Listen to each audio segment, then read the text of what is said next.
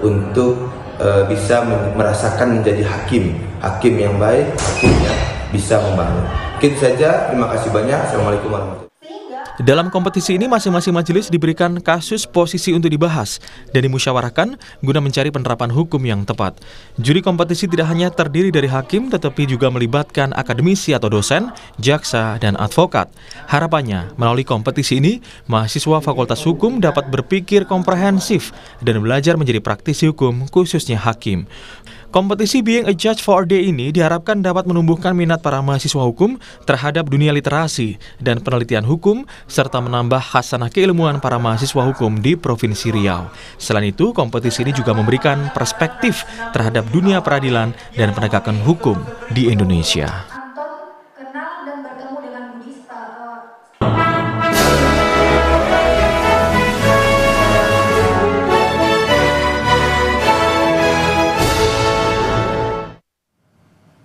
Wamenaker Immanuel Ebenezer ditangkap KPK, padahal Presiden Prabowo sudah berulang kali menegaskan jangan ada pejabat yang korupsi. Meski status hukumnya baru ditentukan hari ini, apa yang membuat pejabat masih berani menerima suap? Kita akan ulas dalam Dialog Sapa Indonesia Pagi bersama Bremana Tenaya.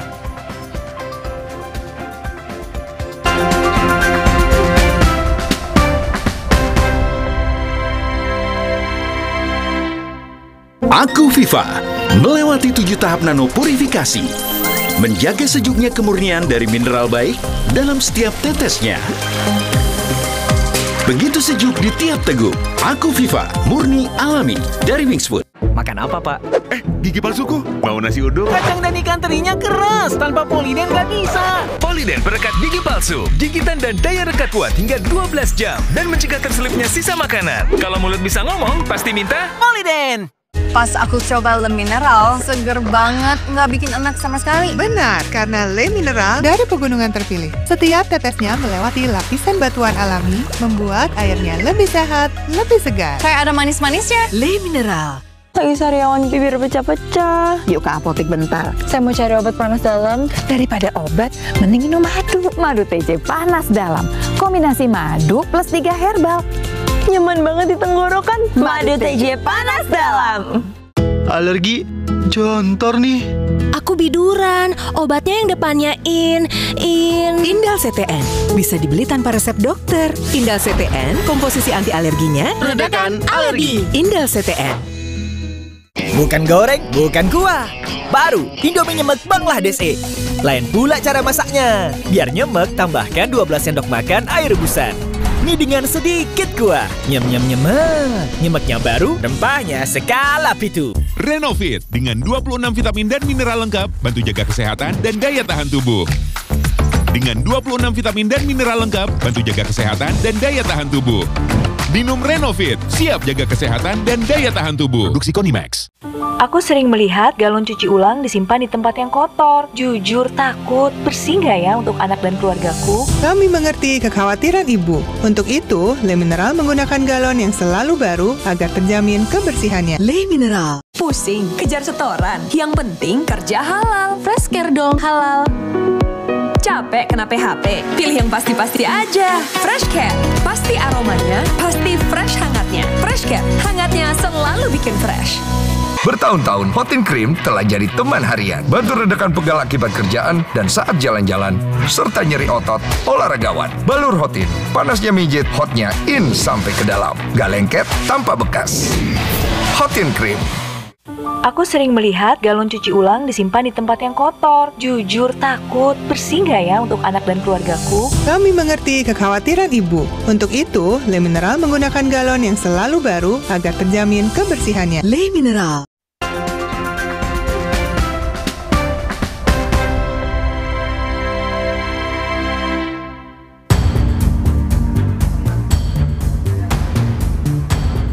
Rabu, 20 Agustus 2025, Wakil Menteri Ketenagakerjaan Immanuel Ebenezer atau Noel terjaring operasi tangkap tangan KPK. Noel ditangkap terkait dugaan pemerasan dalam proses pengurusan sertifikat keselamatan dan kesehatan kerja atau K3.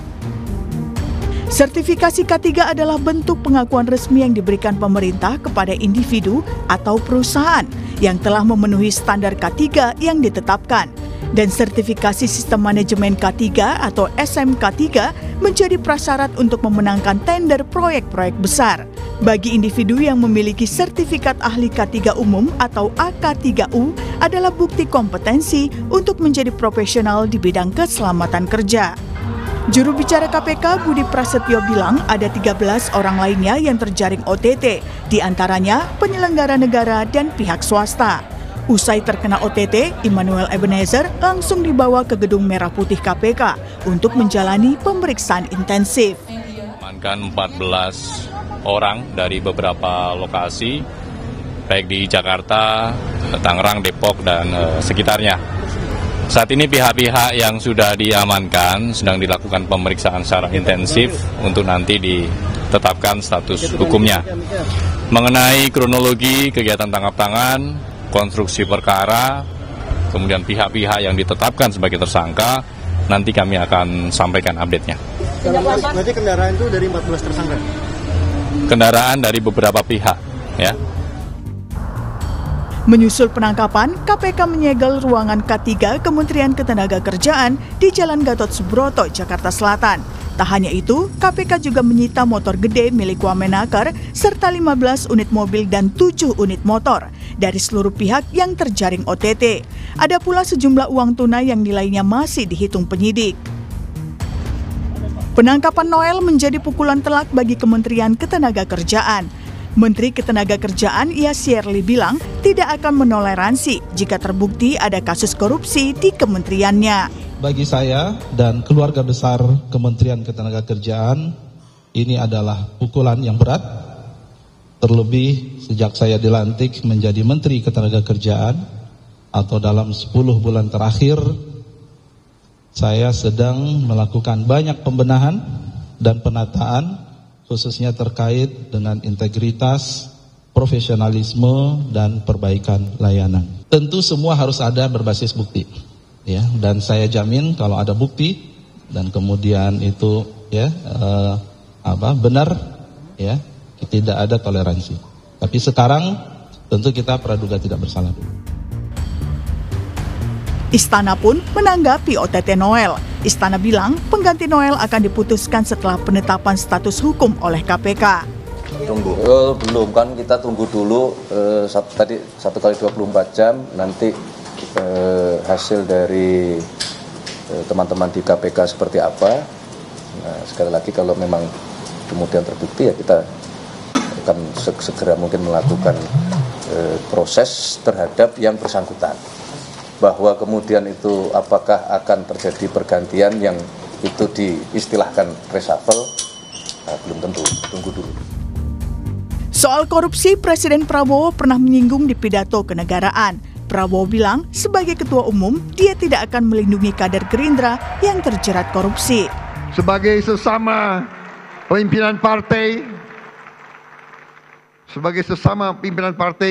saya ingatkan anggota-anggota semua partai, termasuk partai saya Gerindra, cepat-cepat kalau ada terlibat, Anda jadi justice collaborator. Anda laporan aja, karena walaupun kau Gerindra, tidak akan saya lindungi, saudara-saudara. Immanuel Ebenezer merupakan kader Gerindra yang menjadi Wakil Menteri Ketenagakerjaan sejak 2024 lalu. Sejak menjadi Wakil Menteri, Noel dikenal sebagai sosok yang peduli buruh. Bahkan, Noel kerap melakukan sidak ke pabrik dan perusahaan untuk menyelesaikan persoalan ketenagakerjaan. Tim Liputan, Kompas TV.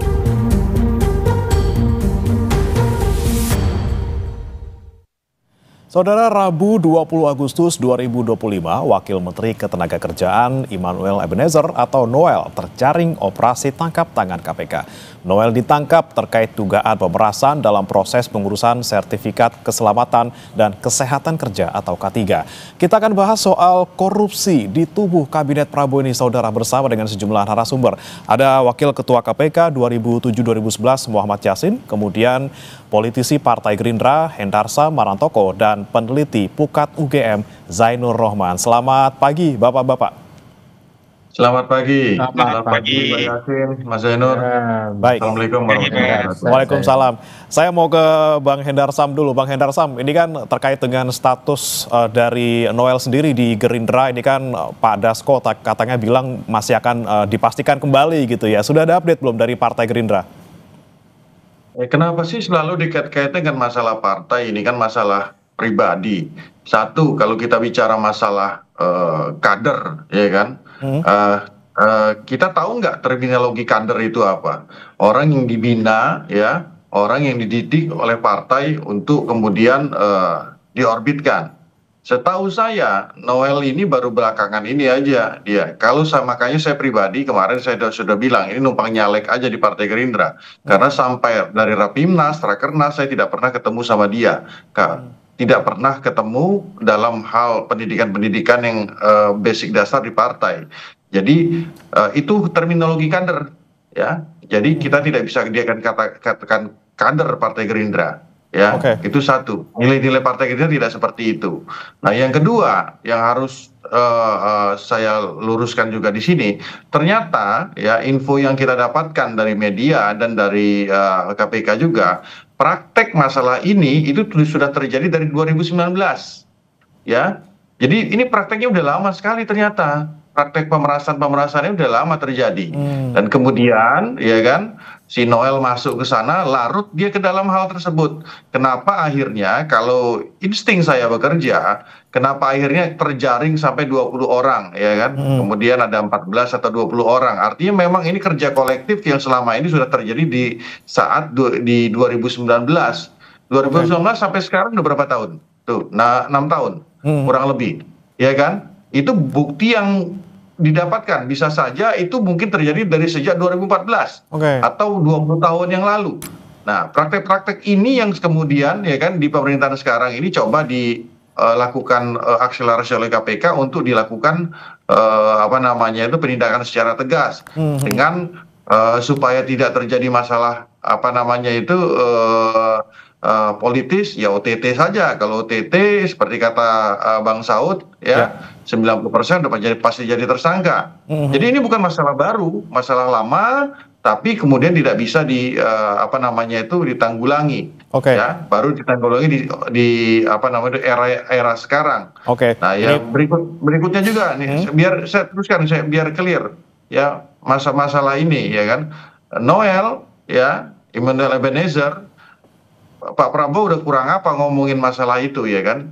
Masalah sampai bukan himbauan, bahkan teguran keras keluar dan ke dalam, ya, kepada para pengusaha-pengusaha dan perangkat-perangkat yang ada di dalam, bahkan sampai merujuk kepada kader-kader partai, ya kan, baik itu yang ada di Kim Plus maupun di partainya sendiri. Dan itu terbukti tanggal 15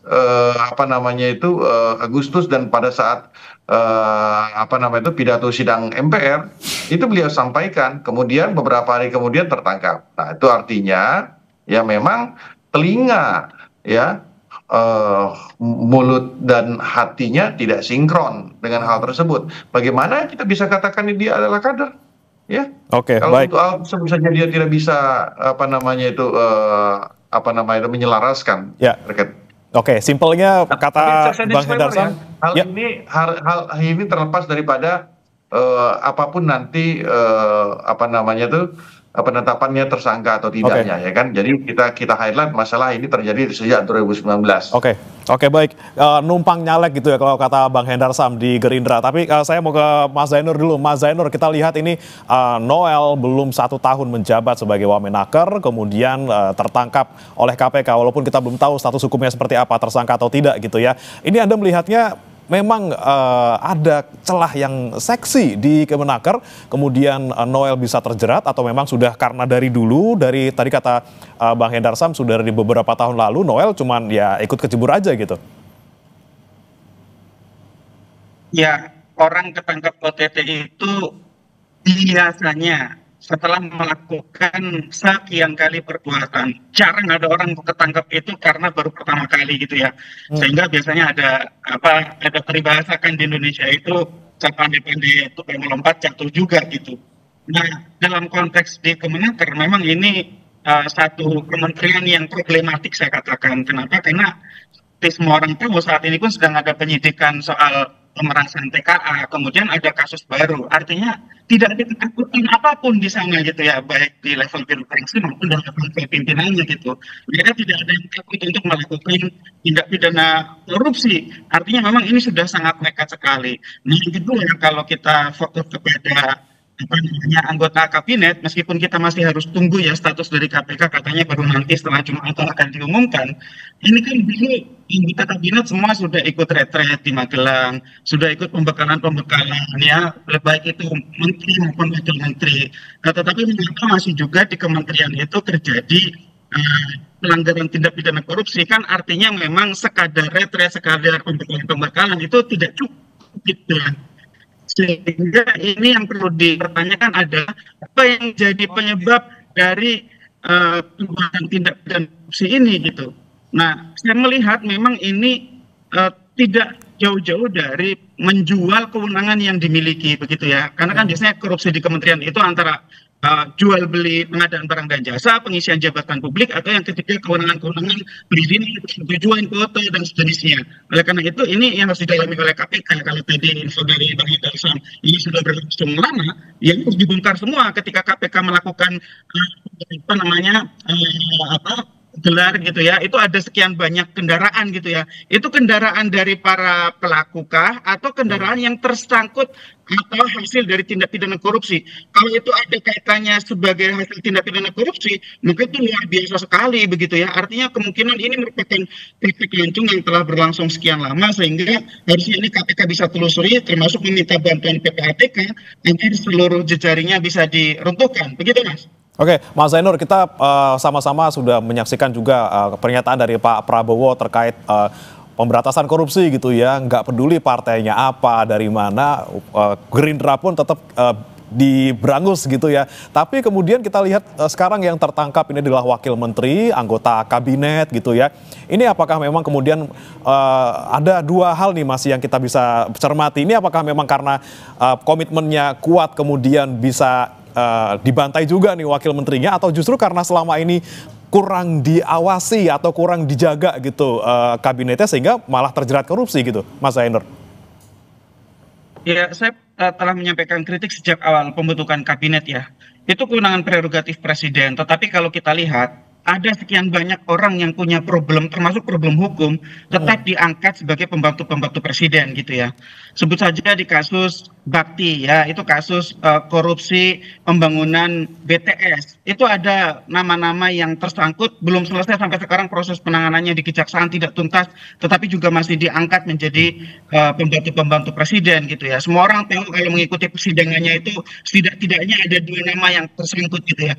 Itu contoh bahwa bahwa itu masih menjadi permasalahan bahwa yang diangkat oleh presiden itu masih banyak orang-orang yang memiliki catatan masalah, sehingga kita harus melihat ini tidak cukup hanya sekadar dipermasalahkan kepada individunya, tetapi juga kita harus melihat mengapa ini terus terjadi. Saya melihat yang pertama tentu pengawasan ya Bang ya. Ini pengawasannya sangat dipertanyakan, apakah pengawasan dalam arti inspektorat di internal Kementerian Ketenagakerjaannya maupun pengawasan dari sisi kabinet gitu. Saya pikir kabinet tetap harus memiliki pengawasan juga, apakah dilakukan oleh Sekap atau KSP atau seperti apa. Agar ada pengendalian terhadap para pembantu presiden agar dapat bekerja sesuai dengan perintah-perintah presiden dan jangan sampai melakukan pelanggaran-pelanggaran apalagi yang serius seperti melakukan pelanggaran hukum. Nah, yang ketiga saya melihat harus dilihat kemungkinannya apakah kasus korupsi di Kemenaker ini punya tujuan untuk mengumpulkan dana politik 2029.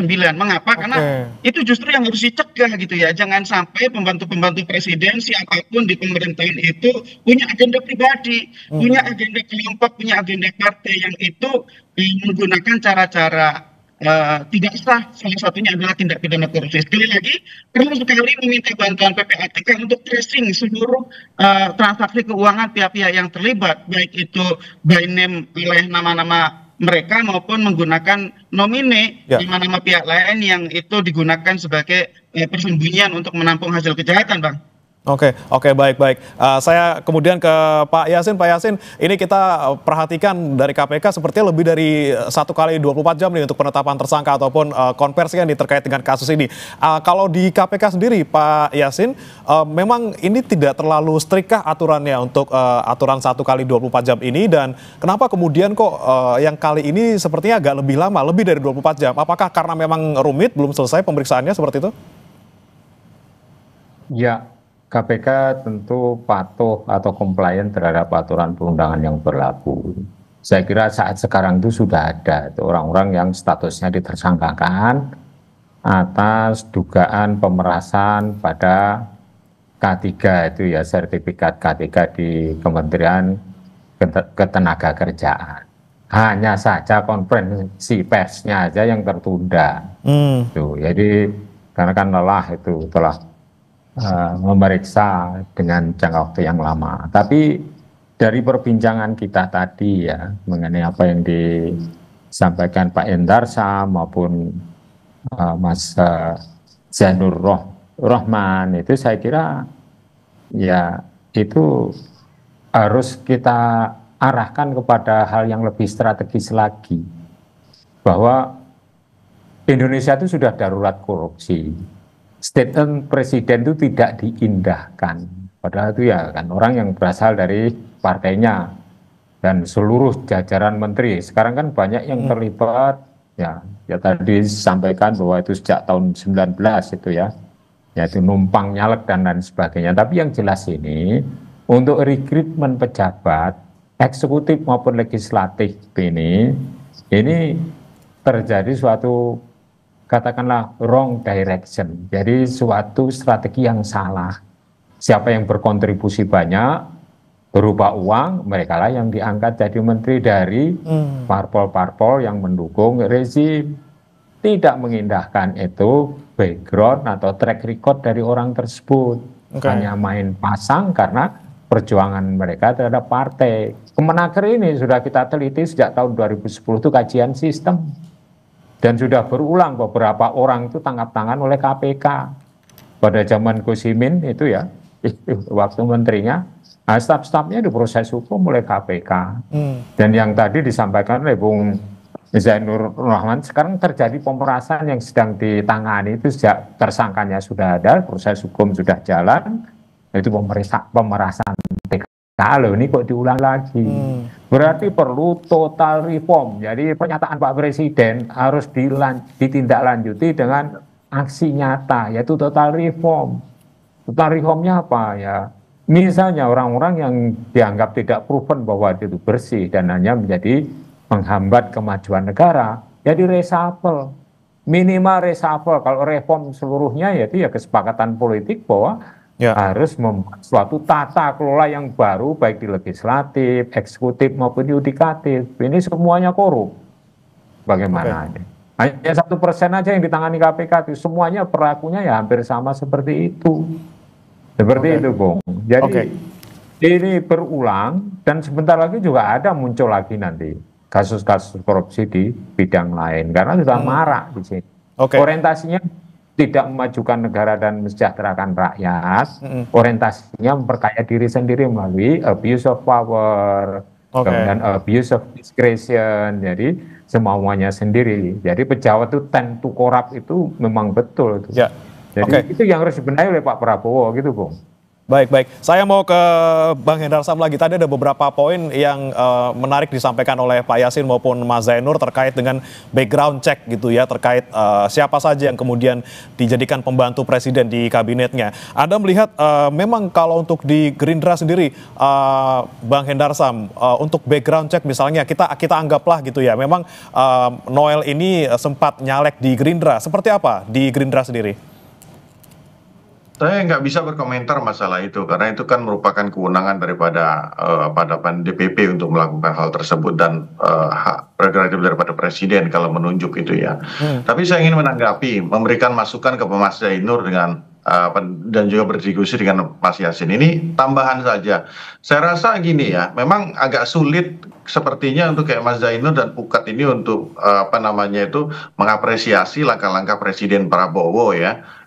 Dalam jangka waktu kurang lebih 10 bulan sudah melakukan penangkapan bahkan ke dalam, ya kan, memang agak sulit. Tapi saya kasih masukan gini nih, ini paling konstruktif dan saya sudah berapa kali buat tulisan sebenarnya masalah ini. Ini karena masalahnya apa? Karena memang ada ruang yang terbuka untuk melakukan tindak pidana korupsi tersebut, kolusi, korupsi, dan nepotisme, ya kan? Itu karena apa? Paradigmanya itu, ya kan? Aturan yang ada kita itu selalu pendekatannya ada pendekatan formal, bukan pendekatan material. Nah, oleh karena itu, ketika paradigmanya adalah pendekatan formal, banyak ruang yang terbuka di sana, banyak syarat yang harus dipenuhi. Nah, itu kita sama-sama tahu. Banyak syarat yang harus dipenuhi, ya, harus ada sertifikat ini, sertifikat itu, segala macam, ya kan? Apakah ini satu pintu atau tidak, saya tidak tahu. Sehingga oleh karena banyak ruang yang terbuka, banyak pintu yang harus dilalui, dan kemudian oleh karena itu, ya kan, banyak orang yang harus dihadapi, ya, dan banyak biaya juga yang akan keluar dari situ. Nah, ini sebenarnya masalah pokoknya itu daripada aparat kita sekarang ini, ASN itu, ya, paradigmanya itu yang ada di kepalanya itu adalah pendekatan formal selalu, bukan pendekatan material. Itu masalah pokoknya. Jadi Mas Zainur silakan kaji, nanti tulisan saya kirim nanti ke Mas Zainur biar bisa itu diimplementasikan. Karena kalau selalu pendekatan pendekatan formal, ya kan, harus ada 10 sertifikat, harus ada lintas kementerian. Ini kasihan investasi kita bagaimana, ya kan gitu kan? Ini bagaimana masalah tenaga kerja asing, ya kan? Dari Kementerian Imigrasi dan Dirjen Imigrasi dengan Kementerian Tenaga Kerja. Ya. Seperti itu. Nah, ini bagaimana supaya bisa jadi satu pintu dan juga menghindari, contoh nih, menghindari tatap muka, ya, menghindari interaksi secara langsung. Nah, itu hal yang paling pokok gitu loh. Ya, maksud saya. Ini masukan buat teman-teman peneliti. Saya ini orang praktek dan saya juga bisa kata saya kita ini pemikir hukum. Ya. Jadi bukan hanya di awang-awang saja, hal-hal seperti ini harus kita tutupin. Jadi paradigma itu tuh, Mas Zainur, masukan untuk Anda supaya Anda juga bisa teliti masalah itu, ya. Oke, baik Mas Zainur, silakan ditanggapi dan sekaligus saya juga mau tanya soal sosok seorang Noel nih yang kita tahu beberapa waktu terakhir gitu sering banget sidak, marah-marah gitu ya, seakan keras banget gitu sama perusahaan-perusahaan nakal, seakan di sini jadi pahlawan gitu untuk memberangus praktek tidak baik di sebuah perusahaan. Tapi kemudian dia terbukti ataupun kita belum terbukti, ini dia tertangkap oleh KPK, kita nantikan nanti statusnya seperti apa, tapi dia kemudian ditangkap KPK atas dugaan pemerasan. Nah, selama ini dilakukan oleh Noel sendiri sebagai seorang wamenaker, marah-marah sidak itu, apakah ini untuk menunjukkan bahwa nih loh, saya punya kuasa, saya orangnya keras, kalau macam-macam, kalau nggak ngasih duit nggak saya kasih ini sertifikat ya gitu, Mas? Iya, terima kasih Bang Hendarsam, ada input-input gitu ya soal apakah kami kurang cukup memberikan apresiasi kepada Presiden Prabowo. Tentu selalu kita berikan dukungan, hanya saja soal bagaimana yang harusnya dilakukan oleh Presiden di dalam kebijakan anti korupsi. Saya berpendapat dan berpandangan, dan boleh saja dong saya berpendapat, masih sangat kurang yang dilakukan oleh Presiden. Belum ada langkah-langkah konkret gitu ya. Dan kalau soal penelitian, kami punya banyak sekali penelitiannya. Nanti bisa juga kami kirimkan kepada Bang Hendarsam resep-resep pemberantasan korupsi menurut usulan kami gitu ya. Itu yang pertama. Yang kedua, soal Bang Noel gitu ya. Tentu kita harus hormati proses hukumnya, masih berjalan di KPK, belum ada status gitu ya. Tetapi model-model sidak dengan kemudian pendekatan-pendekatan secara sporadis ya, itu di satu sisi mungkin bagus untuk adanya shock terapi kepada pihak-pihak yang misalnya tidak patuh terhadap peraturan perundang-undangan, tetapi di sisi lain ini juga tidak sistematis. Kenapa tidak sistematis? Karena dijalankan bukan by system, bukan oleh misalnya aparat pengawas dan seterusnya gitu ya. Tentu kemampuan pejabat tinggi untuk melakukan sidak itu sangat terbatas dibandingkan dengan aparat pengawas. Yang kedua, saya pikir di lain sisi itu juga bisa menimbulkan semacam ketakutan gitu ya. Yang dimaksud dengan ketakutan itu, oh ternyata besar power dari pejabat itu. Misalnya bisa memberikan surat peringatan, bisa mencabut izin bahkan, atau kalau meminta izin di kemudian hari akan dipersulit misalnya gitu ya. Itu juga timbul celah power imbalance gitu ya. Tidak adanya kesetaraan antara dunia usaha dengan pemerintah, sehingga itu juga membuka celah korupsi. Tapi apapun itu yang saya lihat memang dari praktik-praktik yang selama ini terjadi gitu ya, itu berawal dari kewenangan yang dimiliki. Nah, kewenangan yang dimiliki itu apakah digunakan sesuai dengan ketentuan atau kemudian diuangkan. Nah, penggunaan kewenangan itu yang pertama selalu akan abuse ketika dia itu absolut. Tidak ada pengimbangnya gitu ya. Dan tidak ada alat untuk melakukan uji. Ujinya pos gitu ya, pos factum dengan misalnya melakukan gugatan kepada PT UN. Misalnya ketika mengajukan izinnya tidak keluar, hanya bisa diajukan karena di pejabat tertinggi ya, banding administratifnya sudah dilalui, hanya bisa dilakukan dengan melakukan gugatan kepada PT UN. Sehingga memang persoalan-persoalan izin ini perlu pembenahan ya, pembenahan perizinan itu sebenarnya resep-resepnya sudah banyak banget gitu ya.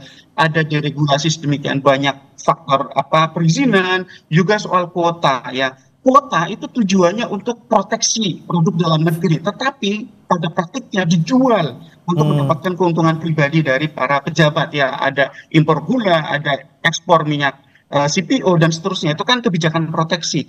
Tetapi karena ada kewenangan pejabat untuk menentukan siapa yang akan dikasih ke kuota atau tidak, itu kemudian dijual gitu ya. Nah, yang tadi disampaikan Bang Hendar Sam, saya pikir digitalisasi kemudian satu atap itu juga sudah dilakukan gitu ya. Tetapi nyatanya juga mungkin ya kalau soal perlu ditingkatkan ya, tetapi nyatanya juga masih banyak sekali terjadi pelanggaran-pelanggaran, termasuk ketika misalnya kemarin terakhir di Sumatera Utara, e-purchasing gitu ya. Itu sudah semuanya secara elektronik gitu ya. Itu pengadaan di Dinas PUPR Sumatera Utara itu semua sudah elektronik, tetapi juga masih membuka ruang. Kenapa? Karena pimpinan tertingginya yang diduga memainkan ini semua gitu ya, sehingga sekali lagi aparat pengawasan kita sangat lemah, Mas. Karena tadi kata Anda itu ya, power tends to corrupt and absolute power tends to corrupt absolutely gitu ya.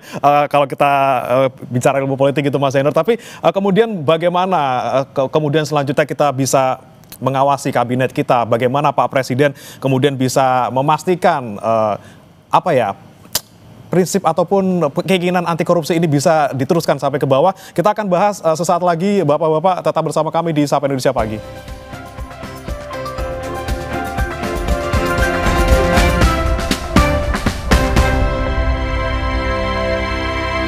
Aku Viva melewati 7 tahap nano purifikasi, menjaga sejuknya kemurnian dari mineral baik dalam setiap tetesnya.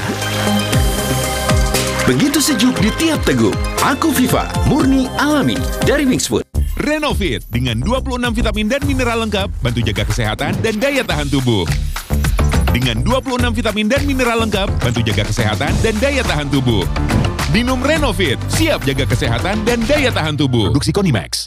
Aku Viva, melewati 7 tahap nano purifikasi, menjaga sejuknya kemurnian dari mineral baik dalam setiap tetesnya. Begitu sejuk di tiap teguk.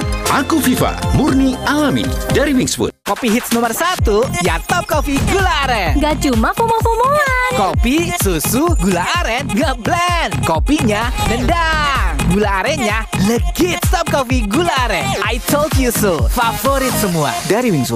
Pas aku coba Le Mineral, seger banget, nggak bikin enak sama sekali. Benar, karena Le Mineral dari pegunungan terpilih. Setiap tetesnya melewati lapisan batuan alami, membuat airnya lebih sehat, lebih segar. Kayak ada manis-manisnya. Le Mineral. Memang Hotin DCL beda dengan yang biasa. Karena rematik, keselio, dan nyeri sendi bukan sakit biasa. Pakai Hotin DCL. Bahan aktif DCL-nya meresap ke pusat sakit. Panasnya pas, redakan nyeri sendi dan keselio. Hotin DCL.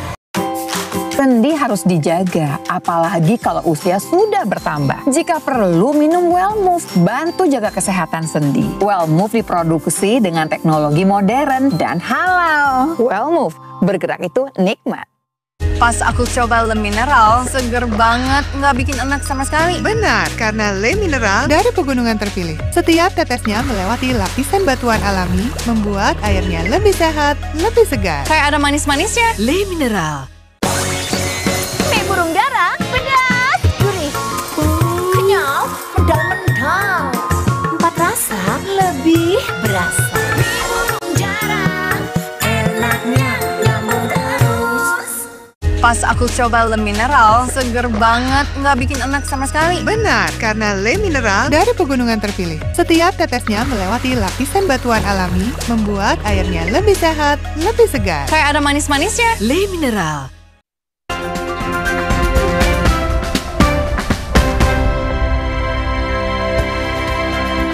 Anda masih bersama kami di Sapa Indonesia Pagi. Saudara, masih membahas terkait dengan penangkapan Wamenakar Immanuel Ebenezer oleh KPK. Dan kami masih bergabung dengan sejumlah narasumber. Ada Bang Hendarsam Marantoko, politisi Partai Gerindra, dan juga Pak M. Yasin, Wakil Ketua KPK 2007-2011. Sebelumnya juga sudah ada Mas Zainur Rohman, peneliti Pukat UGM, namun harus pamit lebih dulu karena ada keperluan di UGM. Saya mau ke Bang Hendarsam. Bang Hendarsam, tadi silakan ditanggapi pernyataan dari Mas Zainur terkait dengan korupsi ini. Apakah memang kita perlu nih reformasi besar-besaran juga gitu ya di proses di sebuah lembaga pemerintahan agar jangan sampai ada membuka celah praktek korupsi seperti ini? Ya memang saya objektif bahwa memang saya sepakat dengan beberapa poin terakhir yang dikatakan oleh Mas Zainur tadi terkait dengan masalah apa yang Noel lakukan ya, beberapa melakukan sidak-sidak. Sebenarnya kan kalau kita bicara masalah sidak ini kan tugasnya kan tugas daripada Direktorat Jenderal Pembinaan Pengawasan Ketenaga Kerjaan kan gitu kan. Nah kalau tiap hari kerjanya sidak, kapan kerjanya untuk membangun dan membuat tata kelola yang baik kan gitu kan. Nah untuk sekedar shock terapi oke, di awal gitu ya kan, tapi kemudian membuat sistem yang baik ya kan, kemudian melakukan digitalisasi yang baik ya kan, tanpa harus melakukan tatap muka secara langsung. Sebenarnya kan simple ya, kalau kita mau lihat, kita belajar aja dari negara-negara lain yang sudah maju ya kan. Bisa dilihat negara-negara lain yang proses ketenaga kerjaannya baik, sesuaikan dengan kultur dan budaya kita, sesuaikan dengan aturan yang ada. Kalau aturannya juga itu terbentur dengan aturan, relaksasi aturannya ya kan, kemudian semua itu bisa dijalankan. Nah, itu kan selama spirit yang selalu dijalankan oleh Pak Prabowo kan gitu kan. Selalu menyatakan Indonesia ini mentalnya mental pejabat kita, mental aparat kita ini kalau bisa dipersulit kenapa harus dipermudah kan kayak gitu. Ini masalahnya ya. Kemudian beliau menempatkan orang-orang beliau ya kan, tanda kutip ya kan, yang karena apa? Memang supremasi sipil kita kebablasan. Ketika diperintah nggak bisa Pak ada aturan ini, nggak bisa Pak ada aturan itu kan kayak gitu kan. Sehingga oleh karena itu nggak jalan. Beliau gemes, beliau greget, ditaruhlah orang-orang di tempat yang beliau bisa langsung akselerasi. Ya mungkin salah satu ini PR bagi Menteri Tenaga Kerja yang saat ini untuk melakukan akselerasi yang lebih cepat dengan itu gitu loh. Jadi tidak harus tiap hari Presiden menanyakan ya kan, karena ada program-program strategis nasional lain yang harus beliau concern juga kan gitu. Jadi harusnya bisa menyelami alam pikir Pak Prabowo gitu loh ya kan, alam pikir beliau bahwa jangan banyak lah aturan-aturan yang kemudian itu merugikan para pencari jasa. Nah, apalagi ini masalah tenaga kerja asing. Tenaga kerja asing ini yang merupakan wajah dan etalase Indonesia di mata dunia, ya kan? Kalau dari sini aja dari 2019, saya nggak yakin tuh prakteknya 2019 itu, saya yakin dari belasan tahun yang lalu kok terjadi. Dan ini udah baru 8 bulan kita ungkap, dan ini mudah-mudahan jadi trigger bagi kita ke depannya ya.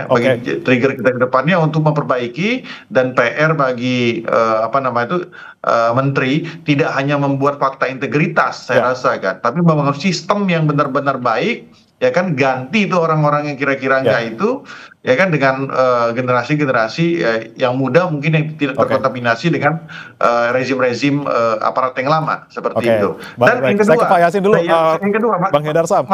masukan saya yang kedua, ya kan, taruh di Inspektor Jenderal itu orang-orang yang bagian pengawas ini orang-orang eksternal, ya kan, banyak orang eksternal. Kalau di dalam itu ya serigala berbulu domba semua itu isinya, ya kan?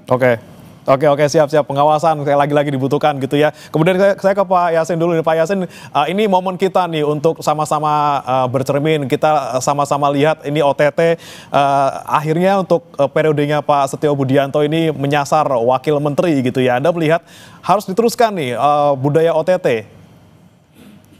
Ya, karena itu perintah undang-undang. Jadi kalau itu dikatakan shock terapi yang disampaikan oleh Bung Zainur tadi, saya kira juga kurang pas. Karena di semua waktu harus pimpinan KPK dan jajarannya itu melaksanakan perintah undang-undang. Salah satunya adalah melakukan penyadapan dan melakukan tangkap tangan bagi mereka yang sudah diperingatkan dengan pencegahan. Kajian sistem itu sebenarnya mengkaji betul sistem yang di situ rentan korupsi itu bagian apa saja di kementerian-kementerian yang ada yang dilakukan kajian sistem itu sudah itu Bung. Misalnya di haji, kajian sistem dulu, masuklah penindakan karena disarankan untuk melaksanakan rekomendasi yang disampaikan oleh KPK, tidak melaksanakan. Kami dulu melakukan kajian sistem juga di Depnaker, masalah tenaga kerja asing itu. Apa itu area-area yang rawan atau rentan korupsi di bidang-bidang Kemenaker itu. Kita sarankan, tapi tidak dilaksanakan ya, tangkap tangan. Dan lain sebagainya, termasuk di Bea Cukai. Bea Cukai kita sarankan kajian sistem ini loh yang harus diperbaiki. Seperti sarannya dari Bung Hendar Sam tadi untuk digital itu seperti yang dilakukan di Korea Selatan misalnya, itu sudah kita sarankan. Jadi tugas Pak Presiden itu tidak hanya statement-statement, sekarang sudah harus diikuti dengan tindakan nyata. Tugaskan Menteri itu, ini lakukan digitalisasi di Kemenaker semuanya, tidak usah face-to-face communication atau tatap muka seperti tadi disampaikan juga Pak Hendar Sam. Itu saya kira itulah negara-negara yang merdekanya itu bersamaan dengan kita, tapi mencuat majunya itu lebih cepat sekali karena perbaikan sistem. Nggak ada face-to-face communication dalam pengurusan perizinan maupun yang non perizinan sampai di pelabuhan pun itu semua digital. Nggak ada kuli-kuli pelabuhan apa itu nggak ada, semua totally itu direform. Kalau semuanya bisa dicegah, kenapa harus nunggu tindakan dulu gitu ya Pak ya? Nah, makanya itu dicegah nggak mau ya, di haji pun juga nggak mau. 48 titik temuan di penyelenggaraan haji kita sarankan, nggak dilaksanakan selama 2 tahun. Nah, akhirnya penindakan yang maju. Itu kapan Pak Yasin? Maaf Pak Yasin, itu kapan? Di era kapan tuh? Di eranya Pak Yasin Pak. Ya di era saya. Oh di era Pak Yasin. Tapi selanjutnya tetap ada kajian sistem itu sampai sekarang, Pak. Iya makanya itu kan kalau kita bicara masalah penyelenggaraan haji, hal tersebut sudah dilakukan sebenarnya saat ini kan, sudah disisir semua pemain-pemainnya, ya kan, sampai Pak Prabowo menaruh orang-orang mantan KPK yang berintegritas, termasuk Novel Baswedan dan kawan-kawan di situ untuk menjadi satgasus di sana di kementerian. Nah, saya pernah Irjen Kementerian Agama.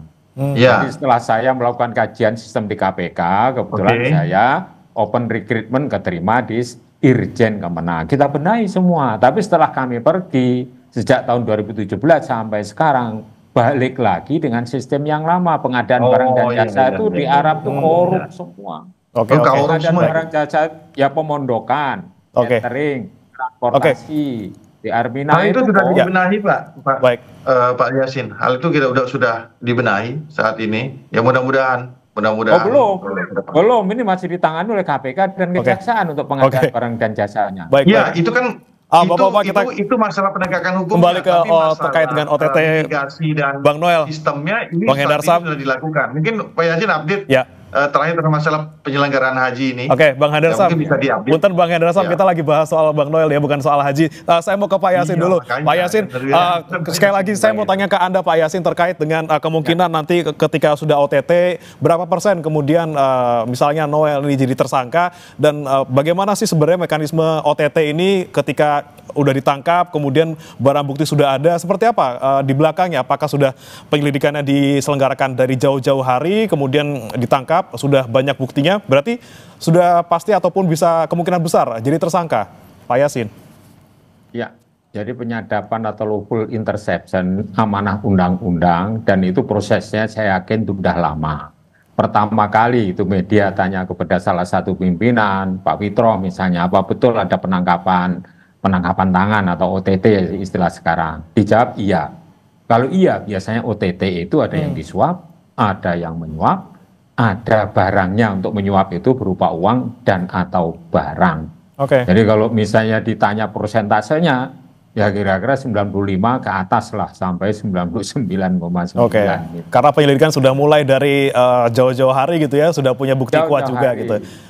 Bang Hendar Sam, saya terakhir ke Anda Bang Hendar Sam, ini kan ada juga komitmen dari Pak Prabowo gitu ya, siapapun yang korupsi kita berangus gitu. Kemudian kalaupun sudah terbukti korupsi, siapapun itu, Partai Gerindra pun misalnya ada kader yang korupsi harus ikut justice kolaborator gitu. Kalau misalnya kita lihat untuk kasus Noel, Pak Prabowo nanti sikapnya seperti apa? Ya sudah pasti ya selesai itu barang, ya kan. Sudah pasti beliau kan udah dijelas, udah kalau kita bicara dari sisi politis ya kan beliau sudah mengingatkan itu loh, ya kan. Ya ini kan kenapa beliau selalu menyampaikan itu secara keras, ya kan. Beliau ingin membina gitu loh ya. Membina bahwa jangan melakukan ini, ya kan, kepada para menteri-menterinya, ya kan, kepada para aparat, kepada mereka-mereka yang dulu, sampai ngomongin kepada para jenderal-jenderal backing tambang kan, seperti itu, yang tambang-tambang ilegal kan gitu kan. Ini kan sebenarnya suatu signal yang jelas sekali. Nggak lama kemudian langsung tuh dieksekusi, ya kan. Artinya kan ini bandel-bandel ini memang harus dieksekusi, dan jangan kaget. Ini bukan mudah-mudahan ini yang saya inginkan, yang mungkin Pak Yasin juga inginkan, kita tidak ingin terjadi kembali, ya kan, dikarenakan sistem dan indeks korupsi kita menurun. Itu yang kita inginkan. Nah, jangan juga dibilang ini menjadi logical fallacy, ya kan. Artinya logika yang terbalik bahwa ketika pemberantasan korupsi di lingkar istana, ya, di lingkar terdekat kabinet itu malah menjadi Pak Prabowo yang diserang gitu loh, ya kan. Menjadi sesuatu hal yang itu harusnya diapresiasi. Orang-orang di sekitar aja disikat, apalagi di luar. Kita apresiasi tidak tebang pilihnya Pak Prabowo. Kita nantikan juga bagaimana nanti Pak Prabowo bisa menjaga komitmen untuk anti korupsi ini sampai ke bawah-bawahnya. Kita nantikan juga nanti bagaimana KPK mengumumkan tersangka. Insya Allah siang ini seperti apa status dari Noel. Terima kasih Pak Yasin, Wakil Ketua KPK 2007-2011, dan juga Bang Hendar Sam Marantoko, politisi Partai Gerindra, sudah bergabung bersama kami di Sapa Indonesia Pagi. Selamat pagi Bapak-Bapak. Pak Yasin. Selamat pagi Pak Hendar Sam.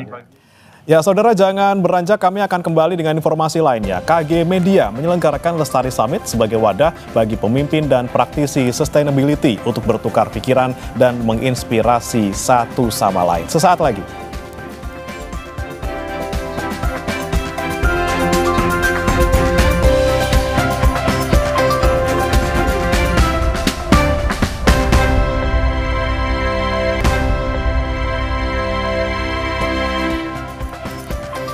Kembali di Sapa Indonesia Pagi saudara. Lestari Summit diselenggarakan oleh KG Media sebagai wadah bagi pemimpin dan praktisi sustainability untuk bertukar pikiran dan menginspirasi satu sama lain, serta membuka kesempatan kolaborasi untuk pencapaian tujuan pembangunan berkelanjutan di Indonesia. Memasuki tahun kedua ini, Lestari Summit 2025 akan berlangsung di Hotel Raffles Jakarta pada 3 September 2025. Untuk mengetahui Lestari Summit lebih jauh, telah hadir bersama kami beberapa narasumber, sudah hadir di studio Mas Wisnu Nugroho, Vice President dari Sustainability KG Media. Selamat pagi Mas Inu.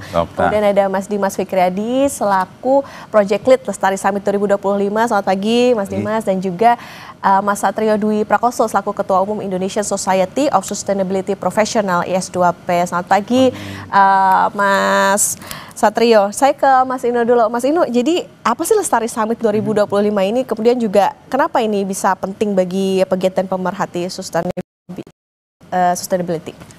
Lestari Summit ini sebenarnya kegiatan kami yang kedua. Yang pertama tahun lalu, dan ini menjadi ajang atau kesempatan bagi banyak pihak, jadi pemerintah, komunitas, pelaku atau pegiat untuk sustainability, untuk bertukar pikiran, menguatkan simpul-simpul yang selama ini mungkin agak kendor karena beberapa situasi yang berubah akhir-akhir ini. Dan untuk kali ini sebenarnya kami membawa sebuah tema, mengangkat 3 mantra sebenarnya. Pertama, three things together, cultivating resilience for a sustainable future. Jadi bagaimana kami sebagai media berperan untuk mengkolaborasikan sejumlah pihak yang punya keinginan bersama terkait dengan sustainability ini. Dan di tengah situasi yang serba rumit ya sekarang akhir-akhir ini, tidak hanya ketidakpastian, tapi ketidakpastiannya sendiri itu tidak pasti gitu. Itu rumit juga. Gimana membangun daya lenting itu ya. Dan daya lenting dengan kebersamaan itu harapannya membuka semua hal yang selama ini kita khawatirkan di satu meja lalu didiskusikan di situ.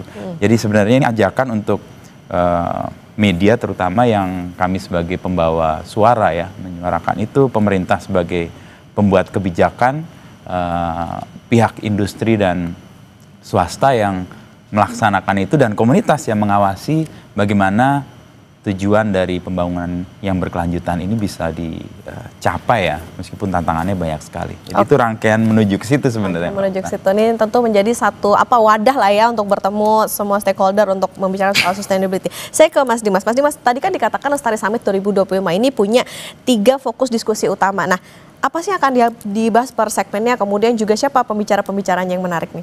Oke, jadi waktu kita memulai merancang Lestari Summit ini, kami sepakat dengan semangat kolaborasi. Untuk itu kita bekerja sama dengan beberapa organisasi yang jadi knowledge partner gitu ya. Kita ngobrol banyak dengan teman-teman di Bappenas, di WWF, dan tentunya salah satunya adalah komunitasnya Mas Satrio gitu ya, IS2P. Kita berdiskusi untuk menemukan topik apa yang relevan gitu ya, yang inklusif bagi para pelaku sustainability, dari para pemangku kepentingan lah gitu ya.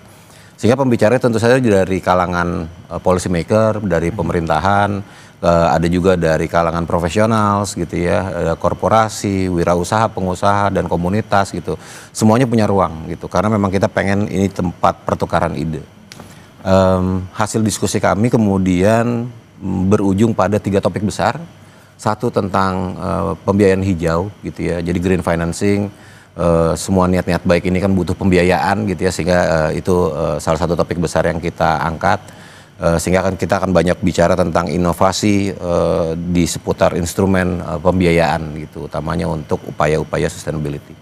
Kalau topik kedua kita bicara tentang membangun resiliensi urban gitu ya, ketahanan urban terhadap isu iklim gitu ya, sehingga kita bicara banyak tentang kebijakan pembangunan urban sampai geliat kolaborasi antara korporasi dan komunitas gitu.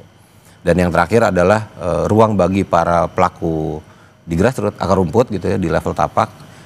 Kita memang memberikan ruang ini buat mereka yang sehari-hari berinteraksi dengan anak-anak muda tentang sustainability, dengan golongan perempuan di topik sustainability, bahkan masyarakat marginal gitu.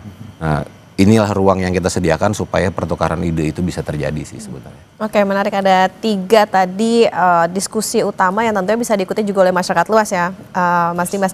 Kalau gitu saya ke Mas Satrio. Mas Satrio, dari perspektif komunitas sustainability profesional, tantangan terbesar apa sih sebetulnya yang dihadapi Indonesia saat ini dalam konteks penerapan dan keberlangsungan aksi sustainability, termasuk juga tadi beberapa yang dibahas juga ya nantinya di Lestari Summit ini? Terima kasih Mbak Okta. Dari sudut pandang kami ada 2 tantangan utama. Yang pertama yaitu tingkat kompleksitas, yang kedua adalah tingkat pengetahuan. Mungkin kita mulai dari yang tingkat pengetahuan dulu. Jadi dari observasi kami melihat bahwa cukup banyak terjadi misinformasi ya, atau misalkan ketidaktahuan dari para pemangku kepentingan ini terkait dengan sustainability itu sendiri. Contohnya mungkin anggapannya udah banyak pohon itu berarti sudah hijau. Gitu ya. Kemudian yang kedua mungkin dari sisi korporat melihatnya oh ini sama dengan CSR nih. Misalkan kita kumpulin berapa persen dari profit kita, habis itu kita akan berikan kepada masyarakat sekitar. Nah, gap ini sebetulnya yang perlu kita isi, salah satunya melalui acara ini ya, makanya kita berpikir bahwa acara ini sangat penting untuk memberikan edukasi tersebut. Kita dari IS2P memang suka memberikan pelatihan dan lain-lain ya, untuk meningkatkan kapasitas capacity building tersebut. Kemudian tantangan nomor 2 terkait dengan tingkat kompleksitas. Kita tahu bahwa masalah sustainability ini tidak hanya bisa diselesaikan dari satu disiplin dan juga dari satu stakeholder. Tadi sudah disebutkan sama Mas Dimas, ini perlu kolaborasi sama Mas Inu juga ya. Kolaborasi dari berbagai macam pihak ya, dari pemerintah, media, asosiasi dan lain-lain. Sehingga kita bisa melihat masalah ini menjadi sangat kompleks ya. Sehingga dari acara-acara ini seperti Lestari Summit dan Awards ini harapannya bisa menjadi suatu wadah untuk kita bisa bertukar pikiran, kemudian juga bisa belajar dari yang baik-baiknya nih ya. Kemudian setelah dari situ bisa di follow up supaya masing-masing stakeholders ini bisa menerapkan sustainability ini ke dalam instansinya dalam tujuan mencapai tujuan keberlanjutan tadi yang disebutkan Mas Inu. Oke, Mas Satrio, harapannya apa nih dengan adanya Lestari Summit 2025? Jadi seperti yang tadi saya sudah sampaikan, sebetulnya ini inginnya menjadi suatu wadah ya, untuk para seluruh pemangku kepentingan, sehingga menjadi bisa berdiskusi ya dari pemangku kepentingan untuk, terutama menurut saya yang paling penting adalah best practices-nya ya. Lesson learn dan juga best practices, sehingga lebih mudah dalam mencapai tujuan tersebut. Oke, kalau gitu saya ke Mas Wisnu dan juga Mas Dimas nih, gimana cara publik kalau misalnya mau ikutan di Lestari Summit 2025, kemudian juga ada nggak yang perlu disiapin gitu nanti untuk ikut acara di tanggal 3 September ini? Kan Mas Wisnu, Mas Dimas? Oke, kalau untuk keterlibatan gitu ya, untuk menyaksikan Lestari Summit rasanya kita bantu dengan bikin sederhana aja. Klik aja ke website lestariawards.id, di situ ada linknya, bisa langsung daftar di sana gitu ya. Nanti karena ini tinggal 11 hari lagi kita akan segera undang gitu ya, selama kapasitasnya masih tersedia. Dan kalau ditanya apa yang perlu disiapkan ya lebih rasa penasaran aja kali ya, karena di sini emang banyak inspirasi, bakalan banyak studi kasus, banyak jaringan baru gitu yang bisa ditemui gitu. Rasanya itu sih. Oke, Mas Wisnu ada yang mau ditambahkan?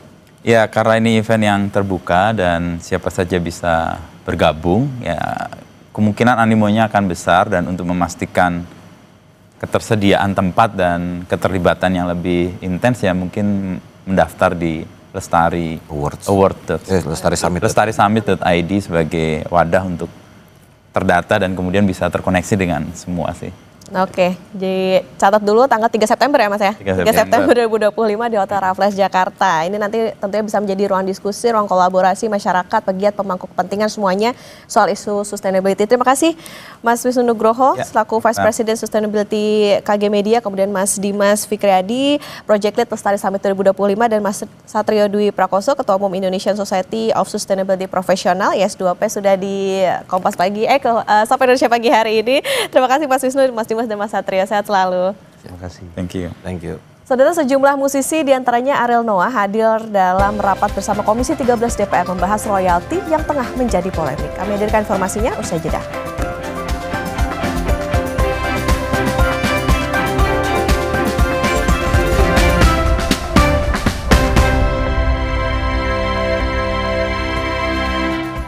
Kembali di Sapa Indonesia Pagi Saudara, Komisi 13 DPR menggelar rapat bersama sejumlah musisi dan lembaga manajemen kolektif atau LMK untuk membahas polemik royalti. Tampak sejumlah musisi kawakan hadir dalam rapat bersama Komisi 13 DPR membahas royalti yang tengah menjadi polemik. Dalam rapat tersebut, vokalis Noah yang juga Wakil Ketua Umum Vibrasi Suara Indonesia, Nazril Irham atau Ariel, meminta ketegasan pemerintah bahwa penyanyi bukanlah pihak yang wajib membayar royalti.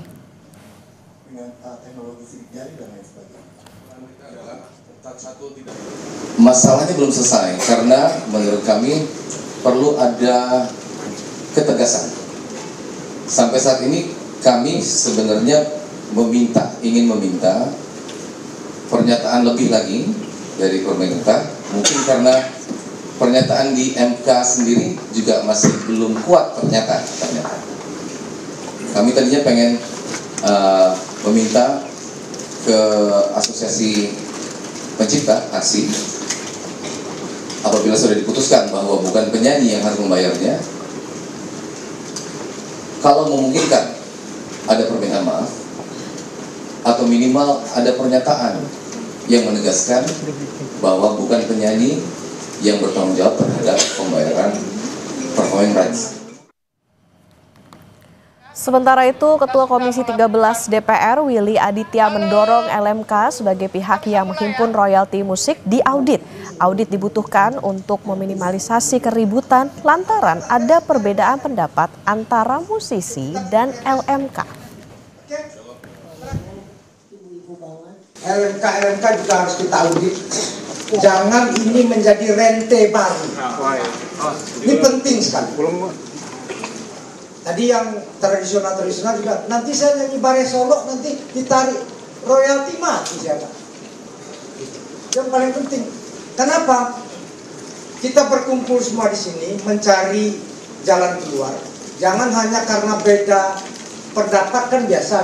Nah, kita ribut karena beda pendapatan.